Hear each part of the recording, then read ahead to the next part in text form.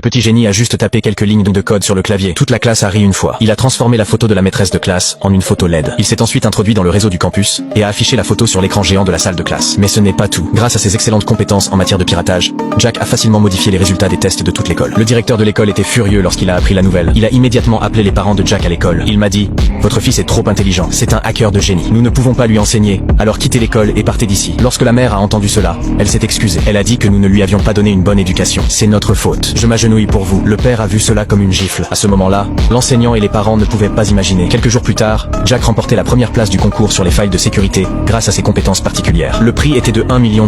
Voir que ses forces ne sont pas reconnues par ses professeurs et ses parents. Jack s'est rendu dans un cybercafé à l'insu de ses parents et a pris un emploi à temps partiel. Après le travail, le patron a trouvé une femme de ménage pour nettoyer la maison. Jack est allé voir le patron et lui a demandé une avance. Mais le patron ne l'a pas regardé d'un bon œil et a ouvert sa grande bouche. Il m'a dit: garçon, tu es là, tu manges ma nourriture, tu bois ma nourriture et tu me demandes de l'argent, putain, sortez d'ici. Je ne sais pas si, cette fois, le patron est la mauvaise personne. Jack sort son téléphone. Il a juste tapé un code sur son téléphone. L'ensemble du réseau du cybercafé est instantanément paralysé. Tous ont maudit le patron et lui ont demandé de réparer le réseau. Puis Jack s'est glissé dans la conférence d'une entreprise technologique. En regardant le directeur technique sur scène dire à quel point leurs serveurs sont sécurisés, Jack a été immédiatement stimulé et il a alors participé au défi de vulnérabilité de leur entreprise. Les 8 participants étaient tous des experts de premier plan dans le secteur.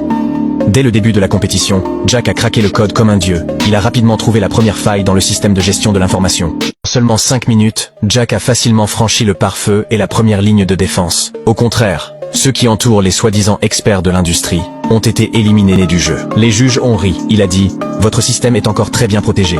Mais dès que les mots ont quitté sa bouche, Jack a rapidement contourné le pare-feu et a facilement franchi la deuxième ligne de défense. Le numéro 7 a franchi la deuxième barrière, et il ne reste plus que Jack sur le terrain pour jouer. Le visage du directeur est manifestement embarrassé.